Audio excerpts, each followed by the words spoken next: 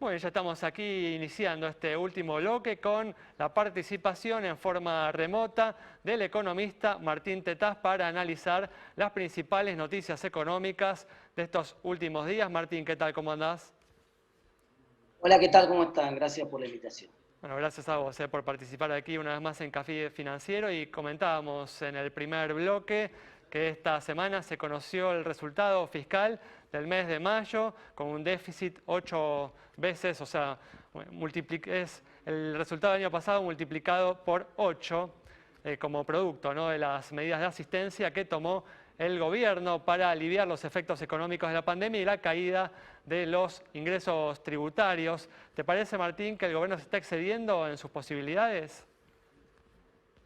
Bueno, el dato, como para entender mejor el número ese, porque si no es difícil la comparación, el dato correcto es que los gastos del Estado crecieron 37% en términos reales y los ingresos del Estado cayeron 29% en términos reales. O sea, que de una situación de fin de año prácticamente equilibrada se avanzó hacia una situación de déficit cada vez más grande y la gran preocupación es cómo va a seguir esto hacia adelante, porque hasta ahora todo esto le ha costado al Estado una emisión de 1.200.000.000.000 de pesos en lo que va del año, 1,2 billones de pesos, y al ritmo que viene el déficit, va a necesitar por lo menos cerca de 2 billones más en el resto del año. Y entonces, eso le pone una presión para el segundo semestre que ineluctablemente lo va a hacer elegir al gobierno entre una tasa muy alta si decide absorber todo ese excedente de pesos con la ELIX o un dólar con una brecha muy alta si es que deja que todos esos pesos queden en la calle.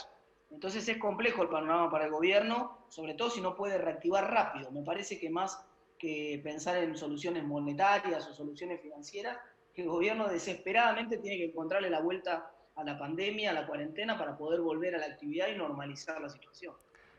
¿No considerás que el gobierno tendría que buscar reducir el gasto en otras áreas que por ahí no son tan esenciales, ver de ser más prudente en el manejo del gasto público, Martín? Bueno, a ver, lo que el gobierno, si uno mira las acciones del gobierno, no los dichos, sino las acciones del gobierno, este es un gobierno que está convencido que esto es una crisis transitoria por la pandemia y que en el segundo cuatrimestre, o mejor dicho, en el segundo semestre, vuelve, entre muchas comillas, a la normalidad. Fíjate que una de las medidas principales del gobierno de los últimos días fue, por decreto, prorrogar 180 días más la posibilidad de que el propio Ejecutivo fije los aumentos de jubilaciones.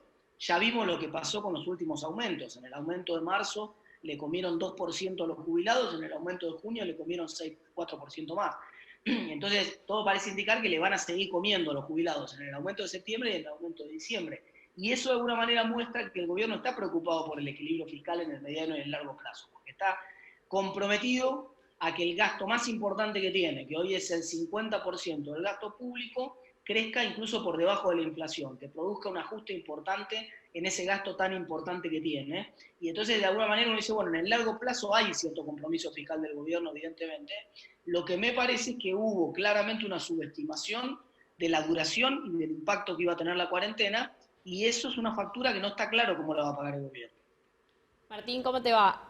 ¿A qué le llamas buscarle la vuelta a la pandemia? Digo, ¿qué se te ocurre como medidas posibles? ¿Cuál es qué tenés en mente cuando hablas de eso? Porque digo, buscarle la vuelta es como que, sí. Sí, una salida inteligente, lo que lo estoy planteando hace por lo menos 2 meses, fue lo que planteó en su momento, no me sale Tomás, no me sale el nombre de este científico español, Tomás Puello, ahí me acordé.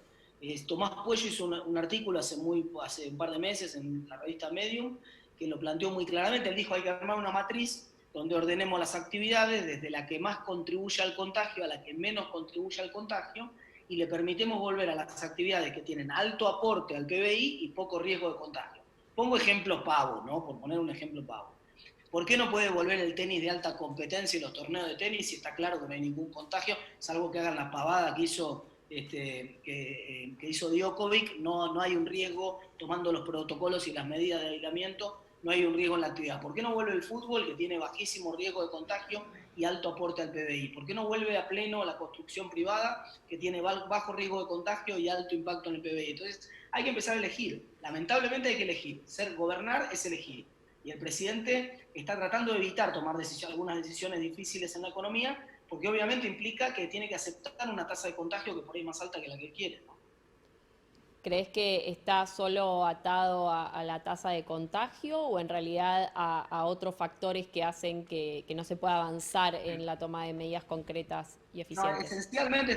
esencialmente está sesgada la decisión de la clase política argentina por la curva de contagios, que es una curva que está mostrando un falso crecimiento del problema en Argentina. Es decir, es una curva que tiene muchos sesgos en la construcción de la curva, porque ha ido cambiando el criterio de testeo a lo largo del tiempo, porque además han implementado programas de testeo como los Detectar en algunos barrios puntuales, que han hecho saltar los casos, la cantidad de contagios. Si uno mira la evolución, tanto de las internaciones en terapia intensiva, de los fallecimientos, es decir, de las variables duras que no dependen del testeo, lo que uno descubre es que en los últimos 2 meses los casos se multiplicaron por 4, no por 7. Crece el problema, crecen los contagios, por supuesto, no está dominada ni mucho menos la curva, pero no requiere la solución extrema de volver a una situación de cuarentena estricta que hace muy difícil la recuperación de la economía. Entonces el gobierno me parece que no balanceó la salud con la economía nunca, minimizó o no tuvo en cuenta el impacto que iba a tener sobre la economía, pensó que iba a ser más corto. Hay una prueba de eso. El documento que circuló Guzmán a los acreedores del exterior, en el cual el propio gobierno calculaba un déficit fiscal de 3,1 puntos del PBI el día 10 de abril, ya llevábamos casi 3 semanas de cuarentena. Evidentemente el gobierno, y ya llevamos 4 puntos de déficit de PBI en lo que va del año, o sea que evidentemente el gobierno pensaba que la cuarentena iba a durar mucho menos de lo que terminó durando. Hubo un cálculo errado de la duración de la cuarentena y el gobierno entró en una trampa de la cual le cuesta cada vez más salir. Muy bien, Martín, muchas gracias por haber participado aquí en Café Financiero. Nos reencontramos, cerramos el programa de hoy con el análisis del economista Martín Tetaz, analizando el impacto económico de la pandemia y la gestión que viene haciendo el gobierno de este tema y de la economía. Nos reencontramos el próximo viernes a las 19:30 aquí en Metro.